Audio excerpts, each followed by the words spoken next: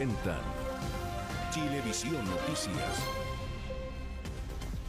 Hola, ¿cómo están? Muy buenas noches. Bienvenidos a la edición central de Chilevisión Noticias y CNN Chile. Muy buenas noches. Vamos a partir contándoles del intenso día de negociaciones por el proyecto para postergar las elecciones hasta el 15 y 16 de mayo. Claro, la oposición condiciona sus votos a que se cambie la estrategia sanitaria y a que se refuercen también las ayudas económicas a las familias. Y el gobierno acusa de chantaje a los parlamentarios.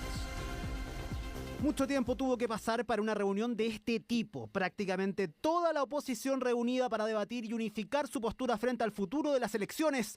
El resultado, exigir condiciones concretas al gobierno que le den sentido a un cambio que de aprobarse trasladaría los comicios para mayo. Si el gobierno no es capaz de avanzar en esta perspectiva, la oposición no está en condiciones de garantizar su respaldo a la propuesta del Ejecutivo.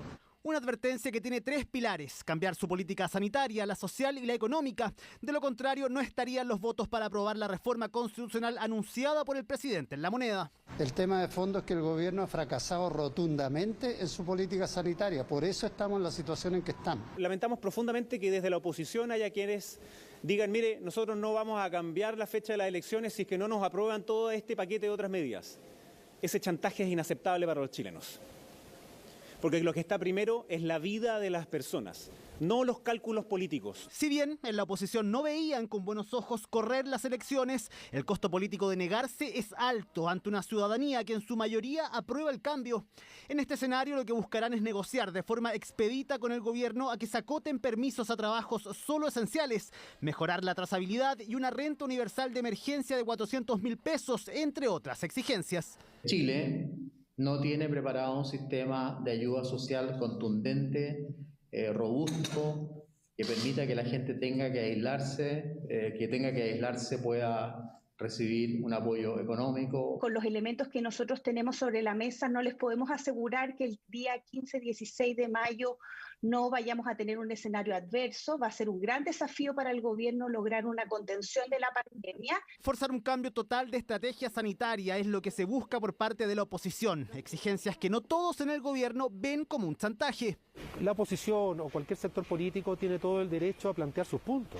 Lo importante es escucharnos con respeto, lo importante es entender las razones del otro. El gobierno, claro, no encuentra nada mejor que postergar las elecciones, pero al mismo tiempo somete a la población a una cuarentena muy dura, sin entregar más medios económicos para su subsistencia. Condiciones de la oposición que a través de la presidenta del Senado fueron expresadas al mandatario en La Moneda, mientras que el Ejecutivo ingresará el proyecto de reforma por la Cámara de Diputados y esperan sea despachado a ley esta misma semana. Estábamos viendo la franja electoral, pero a esta altura ya es casi un hecho que las elecciones van a ser postergadas por razones sanitarias. Y esto ha abierto un sinfín de interrogantes que siguen aún sin resolverse. Claro, por ejemplo, ¿qué pasa con la franja que todavía sigue en pantalla y con la propaganda política en general? ¿O en qué situación quedan los alcaldes que tendrían que ir a la reelección y al mismo tiempo ser candidatos en las primarias presidenciales? A ras de suelo en las plazas, en las esquinas o bien en los techos. Es periodo de campaña, o al menos eso era en lo que estábamos. Enviaremos al Congreso un proyecto de reforma constitucional para postergar por 5 semanas las elecciones de constituyentes, alcaldes, concejales y gobernadores. Todo esto se anuncia cuando... El padrón por cada mesa a estas alturas está absolutamente impreso. Ahí gran parte de los votos están impresos. Estamos en este momento imprimiendo solo un último saldo con los atrasos de los tribunales, digamos, y la gran cantidad de reclamos y los reclamos con mucha posterioridad que han habido en esta elección. Balde de agua fría para muchos y pese a que el proyecto aún no se termina de redactar, algunos detalles ya salieron a la luz. Nosotros vamos a proponer que la campaña se suspenda por un determinado tiempo que también estamos conversando con los distintos actores que tienen algo que decir en esta materia, y fruto de esa suspensión la propaganda no podrá ser emitida en ninguna de sus dimensiones. Claro que este anuncio acarreó varias consecuencias que ya las empezaron a vivir los candidatos. Necesitamos ahora ver la letra chica, a ver qué pasa con la propaganda, qué va a pasar con los gastos electorales, con las frases en radio, por ejemplo, con la salida de terreno, con los casa a casa. Necesitamos saber, ¿el alcalde en ejercicio vuelve al cargo o no vuelva al cargo. El conocimiento y el apoyo de los vecinos y vecinas continúa, así que eso vamos a seguir con las maneras que podamos, comunicándonos con la comunidad y convocándolas a ser parte de una decisión tan importante. Pero si de alcaldes con dudas se habla, hay dos que tendrán más de algún problema para definir su futuro. Ambos van a la reelección, pero también son precandidatos presidenciales. De ser reelectos y de aprobarse la nueva fecha, casi 3 semanas después deberán suspender su gestión nuevamente en la alcaldía para enfrentar una nueva contienda electoral. Obviamente que esto plantea una serie de problemas. ¿Qué pasa con los alcaldes? ¿Volvemos o no? Porque estamos suspendidos de nuestros cargos. ¿Qué pasa con el dinero? ¿Qué pasa con el financiamiento? ¿Qué pasa con...? En fin, hay muchas cosas que resolver. A los candidatos pobres e independientes les vamos a pasar más plata, porque los candidatos ricos y los que tienen esa relación con el mundo privado les van a seguir donando plata y van a poder inundar las radios, todo, para que sigan en campaña. Los que ya se gastaron la plata de la campaña, ¿cómo lo van a hacer? Son dudas importantes, las mismas que tienen los constituyentes. Gracias a los políticos, estamos a puertas de enfrentar un verdadero Transantiago electoral. No tenemos ninguna claridad ni certeza respecto de cuándo va a ser en definitiva la elección, ni tampoco en qué condiciones vamos a poder seguir haciendo campaña. Hemos recibido el apoyo de más de 110 personas que han puesto nuestra propaganda en su casa. Guardamos acciones y tareas concretas para las y los voluntarios para hacer dentro de sus casas. Incertidumbre electoral provocada por las preocupantes cifras de la pandemia. La imagen de filas y aglomeraciones en el día de la votación hacía proyectar un oscuro panorama de contagios. Claro, pero esto es una consecuencia prácticamente inevitable del gravísimo tema que estamos viviendo con la pandemia. Por quinta jornada consecutiva se reportaron más de 7.000 contagios en el país. Las proyecciones de expertos sostienen que podríamos llegar a los 12.000 en la tercera semana de abril. Estos altos números no solamente serían consecuencia del permiso de vacaciones, sino también de las nuevas variantes de coronavirus que son más contagiosas y letales.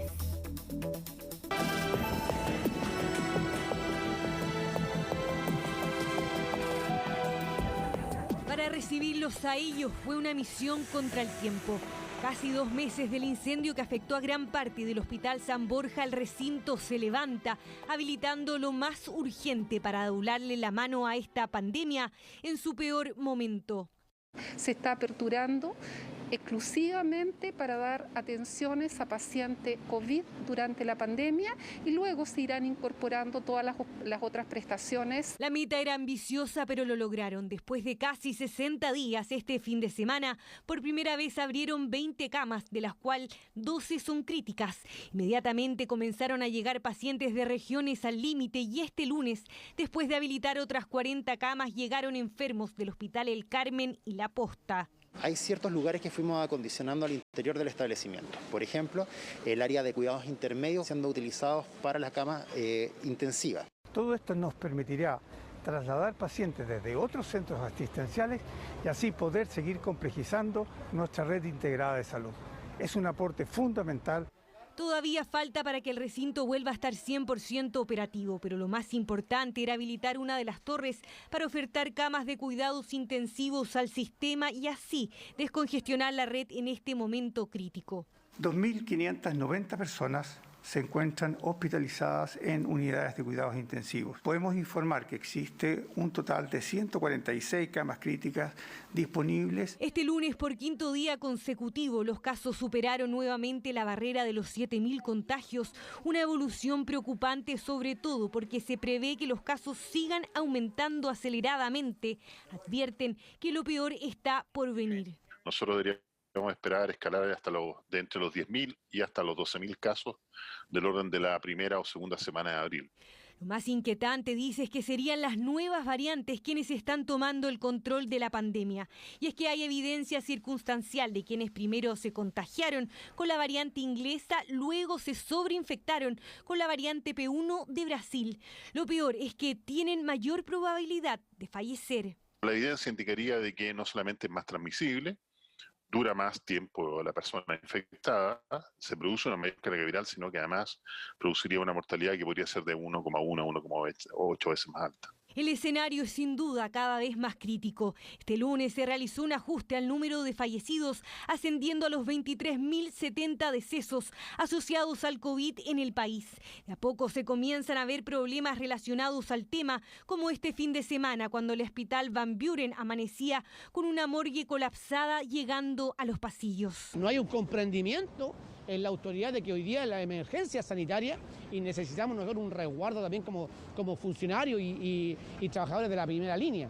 La problemática la denunciaron los propios funcionarios del hospital. Encendiendo la polémica, fueron 16 los cuerpos que se acumularon en la morgue del recinto cuando tenía capacidad solo para 8. Hubo un aumento de la demanda, por lo cual eso generó la necesidad de habilitar temporalmente un espacio. El hospital habilitó 2 contenedores para poder aumentar su capacidad. Desde el hospital explicaron que la acumulación de cuerpos se debía a las restricciones en los horarios de cementerios, provocando que los familiares no retiraran a los fallecidos, lo que se solucionó el domingo por la tarde. Desde la Seremi además anunciaron que oficiarán a los cementerios ampliar su rango horario para que algo así no se vuelva a repetir.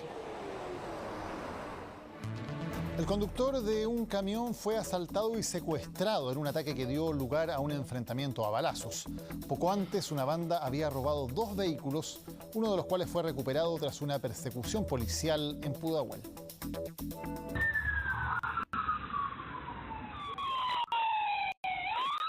Esta persecución policial por Pudahuel tras un violento asalto a 2 conductores en la ruta 68 terminaría a disparos. Eran niños con armas y me obligaron a bajar de la camioneta. Al señor de al lado que estaba cargando combustible también, lo mismo.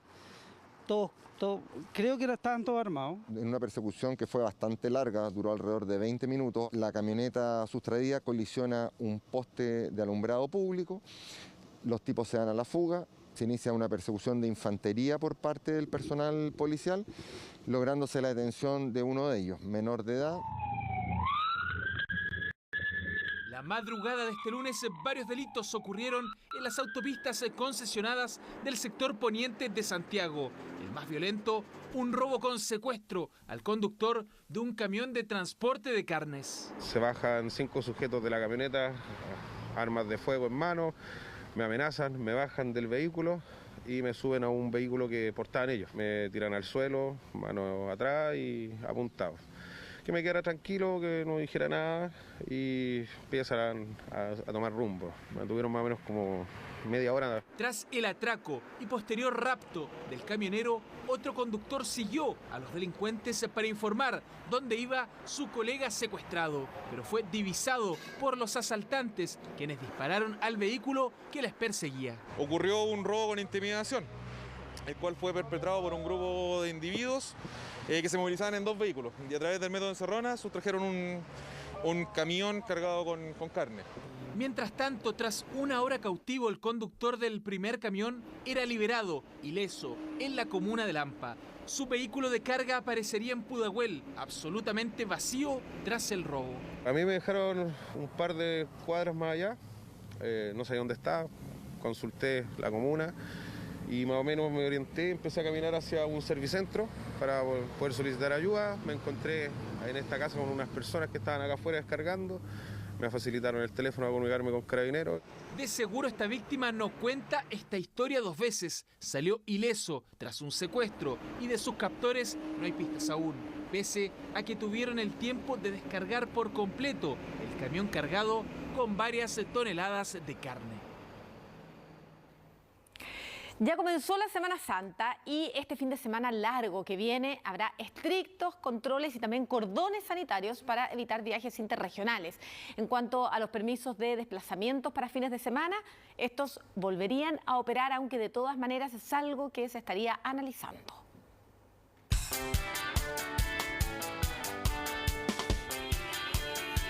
Semana Santa siempre fue sinónimo de tacos en las carreteras, viajes a regiones, aglomeraciones en terminales pesqueros y cultos religiosos, actividades que por segundo año no se podrán realizar por la pandemia. Y el llamado es a la población a quedarse en su casa. Los cordones sanitarios significa que las personas no pueden entrar ni salir de esa región, es decir, salvo situaciones especiales. Olvídese de viajar por placer. Desde las 17 horas de este jueves hasta las 22 horas del domingo 4 de abril habrá cordones sanitarios en el Gran Concepción, en Temuco y Padre Las Casas y en las regiones Metropolitana y Valparaíso. Queremos reforzar todas las vías de ingreso a la región para que nadie de la región metropolitana venga a nuestra región y al revés, y cerrar y aislar completamente a la región. Medidas que se aplicarán para evitar los traslados es que este fin de semana largo más de 16 millones de personas estarán en cuarentena.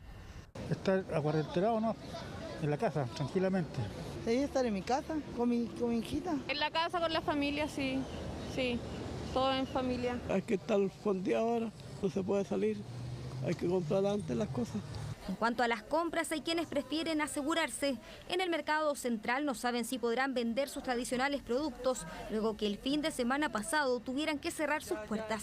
Queremos trabajar sábado y domingo igual, pero no sabemos nada aún. Y necesitamos que la gente también venga a comprar y saber que esto está abierto. Al final estamos todos preparados, pero estamos en la incertidumbre de hoy día a mañana que dicen si abrimos o no abrimos. Según las autoridades, estos días festivos volverían los permisos de desplazamiento y podría funcionar el comercio, aunque se estaría evaluando. Cada una de las medidas nosotros las analizamos en forma profunda. Antes de tomar cualquier medida mayor restrictiva de la que estamos tomando hoy día, tenemos que hacer un análisis profundo de cuáles son esos impactos negativos que tengan. Si quiere ir a iglesias o templos, también habrá cambios. Estos recintos no tendrán actividades presenciales para evitar contagios. Nuestras transmisiones van a ser virtuales. Esperamos que nadie se extralimite, que nadie salga a convocar grandes multitudes, no es la oportunidad. Con las restricciones sanitarias, obviamente este fin de semana especial para los creyentes no se puede vivir en torno a los fieles, sino con los fieles reunidos en cada una de sus casas. Una Semana Santa distinta, donde el autocuidado y la responsabilidad serán clave para que otros fines de semana largos del año no sean bajo el azote de la pandemia. Bueno, esta va a ser una semana clave en el Congreso, no solamente por el proyecto para postergar las elecciones, como veíamos. Claro, también los parlamentarios se centran en el debate de las iniciativas para un tercer retiro de fondos de pensiones y en el paquete de ayuda del gobierno que incluye un bono para la clase media. Este lunes, preocupados de la postergación de las elecciones, pero a los miembros de la Comisión de Constitución también les surge votar lo antes posible otro proyecto. Es urgente el avanzar en el proceso del tercer retiro, porque hemos demostrado que ha sido lejos la mejor herramienta para poder enfrentar estos duros momentos. Por lo tanto, pedirle al gobierno de que no envíe el proyecto al Tribunal Constitucional. Un llamado directo al gobierno que amenazó con llevar el tercer retiro al TC si es que se aprueba en general este miércoles, una iniciativa parlamentaria que podría dar un paso adelante, un paso más cerca de las familias que lo necesitan, dicen los diputados, por eso quieren que avance. Hay un acuerdo transversal en el sentido de dar prioridad a esos proyectos, porque entendemos que también es una necesidad. Si el gobierno no tiene voluntad en avanzar en ningún tipo de estos retiros, ya sea la AFP o el Fondo de Cesantía u otro, finalmente estos proyectos no van a ver la luz. Con casi el 80% del país en cuarentena, los parlamentarios de oposición exigen más ayudas económicas, no solo el tercer retiro. El bono clase media es otra iniciativa que pide mejorar la que está en debate en el Senado. Esta semana debería salir de la Comisión de Hacienda, pero no hay seguridad. Sigue siendo bono para algunos sectores y no para todos los chilenos que entienden que son de clase media o que forman parte de la clase media. Aquí, como se ha dicho, no están incluidos una vez más los informales. Que se quiera resolver ahora los 8 primeros días de abril, eso claramente no es posible si queremos tener por lo menos 2 o 3 días para discutir. El bono clase media sí necesita ser despachado del Congreso. Esa es materia legal que hoy día está siendo discutida en el Senado y nosotros esperamos que cuanto antes ello pueda ser aprobado para que esos recursos puedan llegarle a las familias. Esta semana es clave en el Congreso para el tercer retiro y los bonos del gobierno. Estos últimos, según el Ejecutivo, dependen de los parlamentarios, los mismos que presionan por más ayudas y ponen exigencias a la moneda. Esta tarde TVN interpuso una querella por homicidio calificado en grado de frustrado tras el violento ataque que sufrió su equipo periodístico en Tirúa. En ese texto, el periodista Iván Núñez revela un incidente ocurrido minutos antes de recibir los disparos que lo dejaron herido a él y a su camarógrafo Esteban Sánchez. Una camioneta llena de impactos de bala como evidencia clara de un ataque cobarde y artero que no solo muestra la violencia en la zona, sino que también un desprecio por la libertad de prensa. Este lunes se confirmó el diagnóstico definitivo. El camarógrafo de TVN, Esteban Sánchez, perdió la visión de su ojo derecho de manera irreversible. Afortunadamente, su evolución es favorable. Gracias a Dios no ingresó adentro del parénquima cerebral, rozó, digamos, pasó por fuera, pero afortunadamente no. Yo lo único que quiero hacer es agradecer la muestra de cariño. Esteban la ha hecho súper bien, yo le he leído todos los mensajes que a él le han enviado, que me han enviado a mí. Quiero agradecer también al canal. Mientras la Fiscalía junto a la PDI siguen investigando el ataque, aún no descartan ninguna hipótesis sobre los responsables y el motivo de la agresión. El periodista Iván Núñez, que ya el 2018 había entrevistado en la zona a Héctor Yaitul, comentó en sus redes sociales lo que fue el ataque del que fueron víctimas. Efectivamente fuimos víctimas de un ataque terrorista. Esto no es delincuencia común. No hubo intento de robo ni nada parecido. Nos dispararon a matar. La tarde de este lunes, TVN interpuso una querella que contiene un relato de lo ocurrido. En ella, Iván Núñez da a conocer que el equipo periodístico tuvo un incidente minutos antes del ataque. Miembros de una comunidad local los obligó a detener su vehículo y les habrían manifestado su molestia por su presencia y la entrevista que harían a Héctor Yaitul, el líder de la coordinadora Arauco Mayeco. Para calmar los ánimos, el equipo habría concertado entrevistas con los dirigentes locales para el día siguiente. Minutos después de dejar ese punto de la carretera, vinieron los disparos. ¿Qué relación tiene este hecho con el ataque? Es lo que deberá esclarecer la investigación de la Fiscalía. Están las policías investigando el tema y esperamos que obtengan buenos resultados a la brevedad. Eso a la espera de la interposición de las anunciadas querellas criminales por parte del gobierno. Mientras tanto, la favorable recuperación del camarógrafo herido hace vislumbrar un pronto traslado a Santiago para recuperarse de las heridas a causa de un ataque que urge aclarar. En los últimos 2 años, decenas de usuarios de cannabis medicinal han sido detenidos y acusados de ser traficantes para luego ser absueltos. En el siguiente reportaje vamos a conocer la difícil realidad que algunos han debido enfrentar por esa estricta interpretación de la ley. El informe es del periodista Alejandro Vega. Todos los días lo sacaba a caminar a la playa, le encantaba la playa, él caminaban, jugaban. Él lo ayudaba con las tareas. Estamos pintando. Diga, pintando. Eso es lo que le gusta pintar. Pero sí, justamente estamos con los padres que han usado este aceite de cannabis para el tratamiento de su niño autista. ¿Cuál fue la pena que se te dio entonces por esta tenencia de plantas de marihuana en tu hogar en Pichilemu? Hola, buenos días. Sí, claro, estuve con arresto domiciliario y pasé un mal momento por lo que hizo la policía de investigaciones. Empezó a tener muchas pesadillas. ¿Llegaba la policía en la noche? Sí, todos los días y llegaban siempre de madrugada, 1, 2, hasta 3 de la mañana. Con las balizas encendidas, piteando, yo dormía a salto porque yo al otro día me tenía que levantar temprano a trabajar. ¿A qué venían? A buscar la firma de Rodrigo para saber si él estaba acá.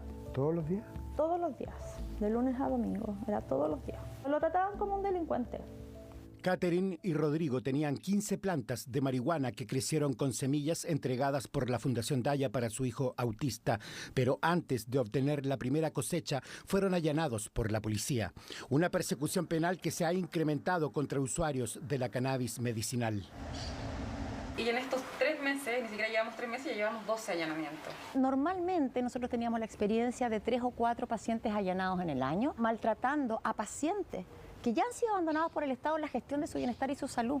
Pero la verdad es que los últimos 3 años, particularmente los últimos 2, esto se ha intensificado. En este momento estamos acompañando más de 95 causas. En el último tiempo, la guerra contra la marihuana no ha distinguido entre traficantes y enfermos con prescripciones médicas. Más de 100.000 personas que no encontraron una respuesta en la medicina tradicional han asistido a los talleres para comenzar un tratamiento de cannabis que ha mejorado la calidad de vida de personas con graves enfermedades. Mi marido viene por un cáncer colorectal y una fuerte depresión. ¿Tiene expectativa alta? Sí, mucha.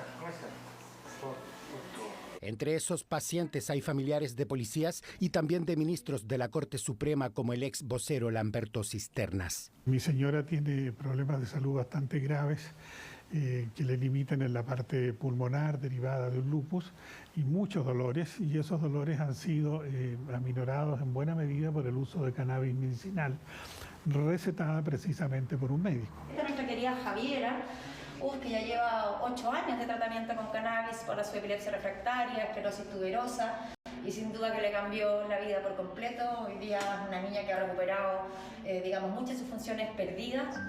Aquí vino Rodrigo con Catherine, ¿no? Y vino Rodrigo con Catherine, así como miles de pacientes más que han pasado en nuestros talleres semanales. Vimos como en este tema de la Fundación Daya así como una esperanza, digamos, para tratar de mejorar la calidad de vida de nuestro hijo y de nosotros en realidad como familia. Por ejemplo, rompían los vidrios de las ventanas con la cabecita, se pegaba en la cabeza en el piso. El matrimonio Barraza Gajardo obtuvo de 2 especialistas de la Fundación la autorización de uso de cannabis para producir el aceite necesario para su hijo, por lo que plantaron 3 cepas indicadas en un autocultivo que hizo más asequible y económico el tratamiento.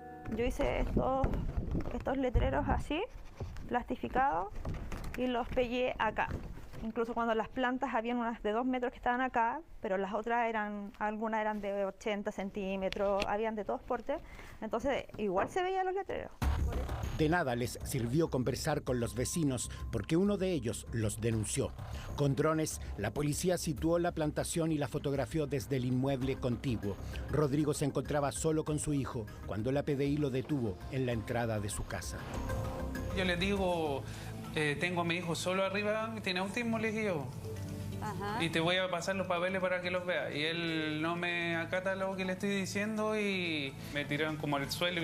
No me alcancé a pegar en la cara, pero igual fue algo heavy, ¿cachai? Violento. Fue violento. Rodrigo enfrentó la acusación del fiscal Leonardo Troncoso, que pedía 10 años de cárcel. De esta cantidad de droga, señoría, se pueden obtener 8.700 dosis de marihuana. Lo que se traduce, señoría, si usted vende esa marihuana, en más de 43,5 millones de pesos.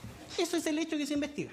Tráfico de drogas, más de 1 kilo de marihuana oculto en diversas, oculto. Eso es lo que dice, claro, el fiscal de aquí de Pichilemu, pero bueno. Y después te dice, ¿tienes más? Y yo le digo, sí, tengo en secado para poder fabricar el aceite. Y subimos al segundo piso y entramos a la pieza de León y ahí hay una gatera. Es grande ahí arriba. La colocó ahí para que se secara más rápido porque la temperatura es mucho más alta. Tenía las botellitas de los aceites 2 que había hecho Rodrigo. ¿También se los llevaron? No se los quisieron llevar. ¿Por qué? Porque le dijeron, no lo vamos a llevar. Le dijeron, déjaselo a tu chiquitito nomás. Le dijeron así como un tono de burla. Y se supone que en un allanamiento se tienen que llevar todas las pruebas que eran relacionadas con el tema. Después de 10 meses de encierro, el tribunal dio su veredicto. En votación unánime, los 3 jueces absolvieron a Rodrigo Barraza de todos los cargos, pero el daño ya estaba hecho. Lo vio mi hijo y eso es irreparable el daño que me hicieron. Y siempre me decía, me están siguiendo, son de la PDI, siempre me decía que lo seguían para todas partes. Con todo esto yo ya empecé con unas crisis de pánico. El estrés postraumático con todas sus consecuencias, pesadillas, terrores, ¿no? Sin ir más lejos, tenemos el caso cierto reciente de Sebastián, este joven de Talca. Yo les digo, ya, pero muéstrenme la orden. Y me dicen, ¿qué orden? Si las órdenes son verbales, ¿acaso no sabéis? Ahueonados. Llegan acá, sacan las esposas, me esposan aquí al medio, que apunten con la arma, que como si fueran lápices. ¿Qué te decían de la Fundación Daya cuando pasaba eso? Que era un negocio, que la Fundación Daya me iba a dejar tirado, que eso no servía para nada, que ahora estaba cagado, que a los mismos fiscales y los magistrados les daba rabia a la Fundación Daya. Este joven se encuentra recluido en su hogar. Es un psicólogo educacional que ejerce en un colegio y estudia un magíster en la misma área. Entre otras dolencias, sufre un glaucoma tras enterrarse una tijera en el ojo izquierdo y hoy es un usuario de la cannabis medicinal avalado por médicos. Los dolores son terribles. De hecho, cuando me dan crisis por los glaucomas, que cualquier, yo creo, médico te lo puede decir, como son de dolorosos, el ojo se me hincha, se me pone rojo, tengo un dolor de cabeza que no me deja hacer nada, termino con vómito. 3 plantas fueron suficientes para imputarlo de graves delitos por los que la Fiscalía solicita 6 años de presidio. El día de hoy se le ha formalizado por 2 delitos, delito de cultivo y delito de microtráfico. Esta defensa le remitió 2 certificados médicos con los que contaba mi representado. Esta requiere no solo de un profesional de la medicina que certifique la necesidad de esta terapia, sino que exige también que exista una autorización magistrada por el Servicio de Salud o el Instituto de Salud Pública. Dejar constancia de que es una autorización informal de un médico que no cuenta con el correspondiente pase o autorización del Servicio de Salud. Contrariando a jueces, fiscales y policías, el ISP aseguró que no le corresponde entregar autorizaciones de uso de cannabis para usuarios medicinales. Nos derivaron al Servicio Agrícola Ganadero. Sin embargo, el SAC respondió de forma escrita que es el ISP, el organismo competente. El problema es que se están exigiendo autorizaciones de ambos organismos para pacientes medicinales. La policía y el Ministerio Público tienen un enfoque equivocado en esta materia, porque ciertamente se exige la autorización del SAC, pero para cultivos de tipo industrial, cultivos masivos, ¿no es cierto? Y si no es así, el SAC no lo da. No entra en ese tema y carece absolutamente de sentido, ¿no es cierto? Hay que colocarse en la mente de los legisladores. Llegamos al SENDA, dependiente del Ministerio del Interior, para saber qué organismo es el que tiene que entregar una autorización de cultivo para cannabis medicinal. ¿Qué organismo es el que debe autorizar el uso de cannabis medicinal? Yo creo que su pregunta no está basada en la legislación actual vigente. ¿Por qué? Porque la ley no permite el uso de la cannabis supuestamente medicinal. En su artículo 4 y 50, la Ley 20.000 entiende justificado el uso, consumo, porte o tenencia para la atención de un tratamiento médico. ¿Usted dice que la ley nuestra no criminaliza el consumo? No, de hecho, porque no lo penaliza. El consumo en nuestro país no está penado. ¿Y de dónde se obtiene la marihuana? Esa es otra discusión. ¿Cuánto es droga de esos drogas? Para el recientemente retirado ministro de la Corte Suprema, el error de interpretación es el que ha provocado graves consecuencias. Primero, ¿no es cierto?, de este malgasto de recursos del Estado. En segundo lugar, de no respetar una actividad que en definitiva es lícita. Tercero, de frustrar la posibilidad de que las personas puedan tener aceite medicinal para sus familiares o para la misma persona. Y cuarto, un atropello a la dignidad. Estamos en una violación de los derechos fundamentales. Y todas las instrucciones, particularmente en el contexto de la ley 20.000 y la mal llamada batalla contra el narcotráfico, dependen del Ministerio del Interior. La disonancia entre la actuación persecutora y el espíritu de la ley hizo eco en la Comisión de Salud del Congreso el 2016 con la autocrítica del propio jefe nacional de la Unidad de Drogas del Ministerio Público. Estamos capacitando, intentando dar muestras a las policías que efectivamente no basta avistar una planta por sobre el cerco, sino cuáles son los antecedentes en concreto de tráfico que tiene ese domicilio. Porque no es solo la cantidad de plantas, sino el comportamiento, en fin, qué es lo que hay detrás. Pero las palabras se las llevó el viento. Y porque representa un peligro para la seguridad de la sociedad, es que la Fiscalía viene a solicitar a su señoría la medida cautelar de prisión preventiva. Por lo tanto, el juez decide imponer esta medida cautelar de prisión preventiva al imputado Sebastián Andrés Enríquez Pérez. Sebastián estuvo 16 días preso en la cárcel de Talca, hasta que la Corte Suprema, que ha marcado jurisprudencia en esta materia, revocó esa medida extrema, argumentando que no existen elementos probatorios de comercialización del imputado. Ahora está a la espera del juicio con arresto domiciliario. El primer día que llegué a la cárcel intenté suicidarme y me atajé, ¿no? Los fantasmas de Sebastián escribieron otra historia en la vida de Rodrigo Barraza. Él me decía que él siempre me iba a amar, pero que él ya no me podía hacer feliz. Yo le dije, prométeme que nunca vaya a dejar al León solo.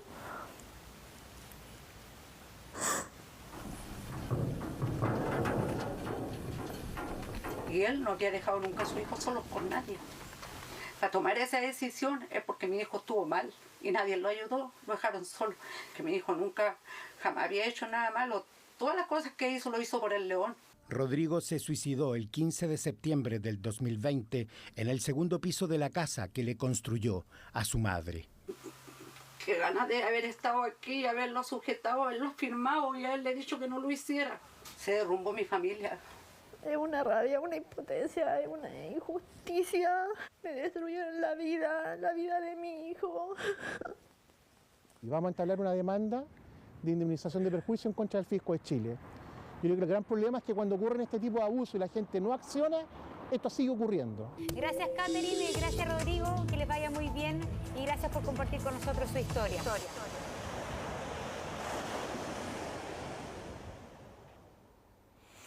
Vamos a cambiar ahora absolutamente de tema porque vamos a hablar de cómo ha aumentado el precio no solo de las paltas, también de las carnes y el pan. Son solo algunos de los alimentos que han visto un alza importante, sobre todo en el último año. ¿Cuáles son las razones? ¿Cuánto tiempo más podríamos estar viendo estos incrementos? Lo revisamos en esta nota.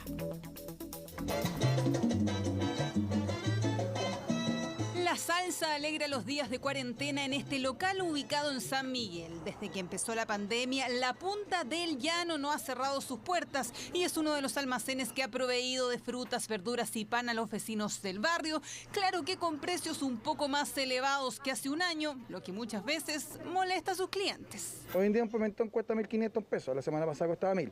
Los huevos, por ejemplo, costaban a 200 pesos, ahora están a 250. Limón costaba 6.000 pesos y hoy en día cuesta 22, 23.000 pesos una malla. Lógico que se enojan, pues se enojan y siempre le echan la culpa a uno, pero no es la culpa de uno, es culpa de quien nos provee a nosotros. Y es que los precios de los alimentos y bebidas no alcohólicas han subido 6,5% en el último año y la cifra más que duplica el 2,8% registrado por el IPC tradicional, números que le hacen sentido a muchas personas. Las carnes también. Ya, se eso se ha notado. Ya. Se ha notado. La leche. Las carnes están sumamente caras. Todo lo que es alimentación. Pienso que las verduras, sobre todo, tomate, las paltas sobre todo. No he notado exactamente en qué producto, pero sí se ha notado la diferencia. Por lo menos con 20.000 pesos lo que comprabas antes, ahora mucho la diferencia. Miremos este ejemplo. Según Odepa, una yuya corriente tuvo un alza de 150 pesos en promedio, un kilo de porotos de 900 y un kilo de osobuco puede ser 1.800 pesos más caro que hace 12 meses. ¿Las razones? El motivo principal es el incremento del precio internacional del trigo.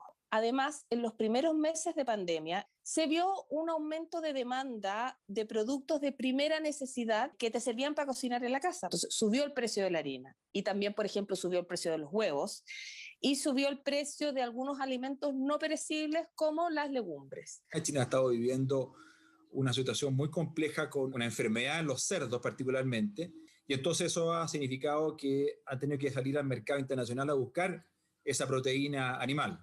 Y Chile es un proveedor particularmente de carnes blancas, cerdos y aves. Eso entonces genera finalmente también en carnes rojas un alza. En el caso de las hortalizas primaron los factores climáticos, pero ¿cuánto tiempo más podríamos ver estas variaciones? Que en el corto plazo los alimentos van a aumentar. Igual es bastante importante este efecto que estamos viendo porque la división de alimentos y bebidas no alcohólicas pondera casi el 20% de la construcción de la canasta de consumo de los hogares.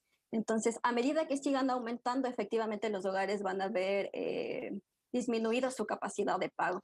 Lo que complica aún más a los quintiles de menores ingresos, por lo que de prolongarse esta situación, el impacto en los hogares sería aún más significativo.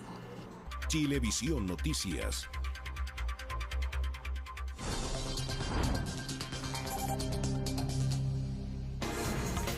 Ya estamos de regreso para revisar nuestro sitio web y responder una pregunta que muchos están haciendo ahora que ya es fin de mes. ¿Se necesita un permiso temporal para ir a cobrar la pensión si uno está en cuarentena, Daniel? Claro, y la respuesta la dan en el Instituto de Previsión Social. Recuerden que también se puede modificar el método de pago de este dinero para no tener que ir presencialmente, sino que hacerlo online, que evidentemente es lo que se recomienda. Para ello se debe ingresar una cuenta bancaria. Toda la información en nuestro sitio web entonces para este trámite tan importante que además tienen que hacer muchos adultos mayores y por eso es relevante hacerlo con las mayores condiciones de seguridad posibles.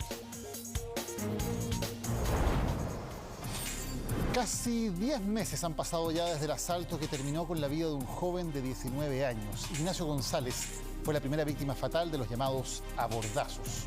Tras todo este tiempo, la familia denuncia el nulo avance en la investigación y eso los ha llevado a buscar evidencia ellos mismos. El reportaje es del periodista Efraín Leiva.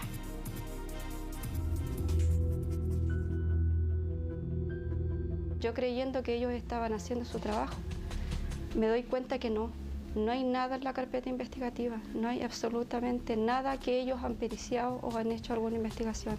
Y a ellos se les han dado, nosotros les dimos patente de un auto que tenía similares características, tampoco han hecho averiguaciones de ese auto.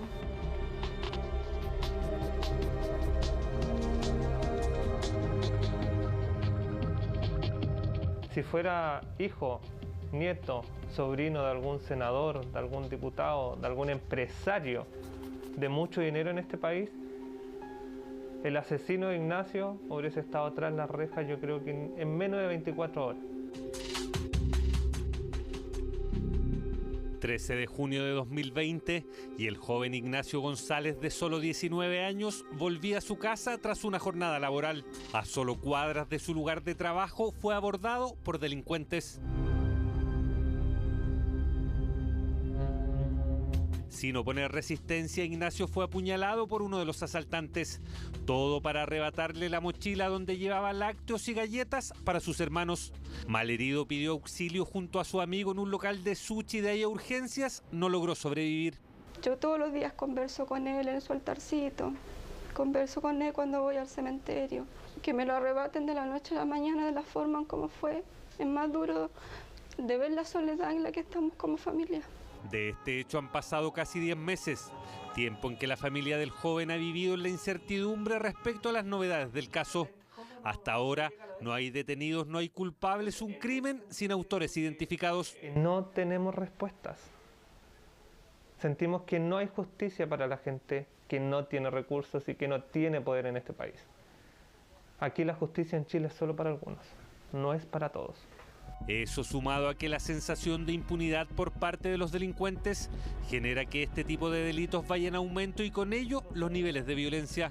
Esos niveles de violencia vienen ya internalizados en la gente que participan en las bandas, que lo ejercen tan inmediatamente que sin mediar ni siquiera resistencia someten a las personas, porque es mucho más significativo para ellos el tener el logro del bien que quieren sustraer.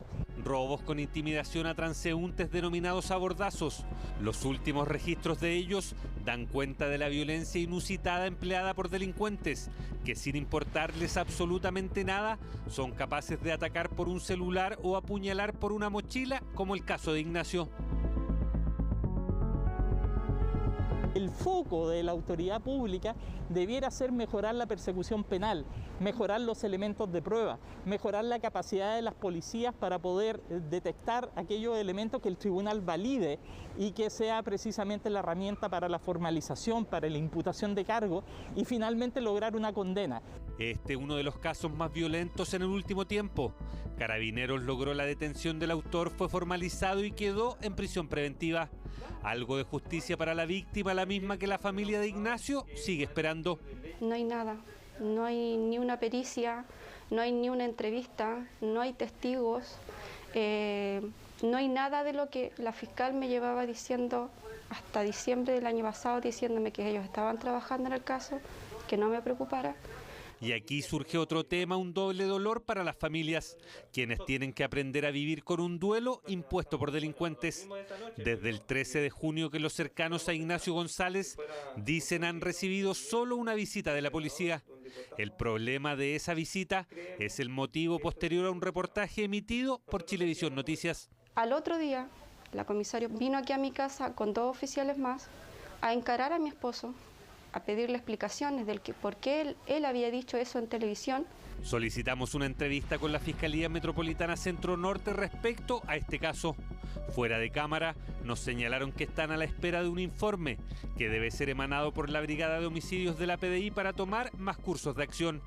También pedimos una entrevista a la Policía Civil. Al igual que en la Fiscalía, nos señalaron que se trata de una investigación abierta, por lo que no pueden referirse al tema. Veía una noticia que en Vitacura asaltan a un joven que iba con su perro al veterinario y le quitaron el auto. Y él mismo colega tuyo, el periodista, decía en la nota. Pero ya se recuperó el auto en el momento que se hizo la nota, a las 12 del día. Y el hecho ocurrió a las 8 de la mañana. Horas y había solución. Meses y no tenemos solución. Uno lo ve a diario y es así. El privilegio de tener justicia, dicen, algo tan fundamental para poder en parte sobrellevar el dolor de perder a un hijo a manos de la delincuencia. Justicia para Nachito se llamó la campaña que creó la familia hace casi 10 meses. Una ley que pedían endureciera las penas para quienes cometieran estos delitos denominados abordazos. No ha llegado la justicia, tampoco se ha creado la ley. Y lamentablemente estos delitos, por lo que se ve, están lejos de acabar. Y con esto estamos ya terminando las noticias. Gracias por informarse con nosotros y los dejamos invitados a que se queden. En Chilevisión viene Yo Soy y comienza una nueva semana de competencias con las emocionantes presentaciones de Julio Iglesias, Ricardo Arjona, Mercedes Sosa, el dúo dinámico, muchos más. Y en CNN Chile también hay duelos, pero entre candidatos. Porque es Aquí se debate, un nuevo capítulo conducido por Mónica Rincón. Nos vemos mañana. Buenas noches. Buenas noches.